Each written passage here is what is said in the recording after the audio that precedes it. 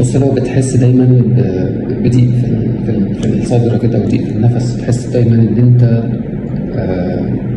عندك ضيق في الرزق، دايما عندك مشاكل، عندك عقبات دايما بتقابلك من وقت للتاني.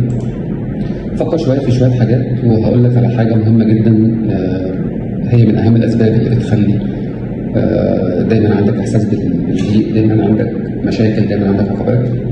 هي ان يكون لسانك بذيء. يعني ايه لسانك بذيء؟ يعني طول الوقت بتشتم بسبب وبدون سبب، حتى لو كان الكلام عادي، كان الكلام هزار، كان الكلام ضحك، حتى وانت بتتكلم مع اصحابك، حتى وانت بتتكلم مع زمايلك في الشغل، دايما في لسانك كلام بذيء، كلام مش كويس، كلام مش لطيف، شتايم.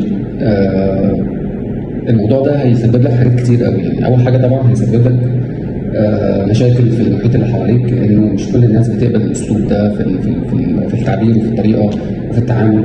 الامر الثاني المهم جدا ان انت هتلاقي نفسك برضو طول ما لسانك مش رطب بذكر الله، ودايما لسانك فيه كلام مش كويس، كلام بذيء، نميمه، غيبه، كلام على ناس بالسوء او حتى بغير السوء، وانت طول الوقت بتتكلم كلام ماله داعي. عارف انت الفكره بتاعت فليقل خيرا او ليصمت. يعني جرب ان انت يكون لسانك رطب، يكون لسانك حلو، يكون لسانك بيتكلم دايما بالخير، بيتكلم دايما باسلوب كويس، بيتكلم دايما بدل الكلام الوحش بالكلام الكويس. يعني مثلا بدل ما تقول دي حاجه بنت تيت، دي حاجه بنت كذا، ممكن تقول والله دي حاجه مش لذيذه، دي حاجه مش كويسه، دي حاجه صعبه. يعني بدل الكلام دايما بكلام يكون كويس، ولو ما لقيتش كلام اسكت. يعني هي فعلا يعني اعجازيه، فليكن خيرا او ليصمت دي، يعني ان انت يعني ما تقولش كلام.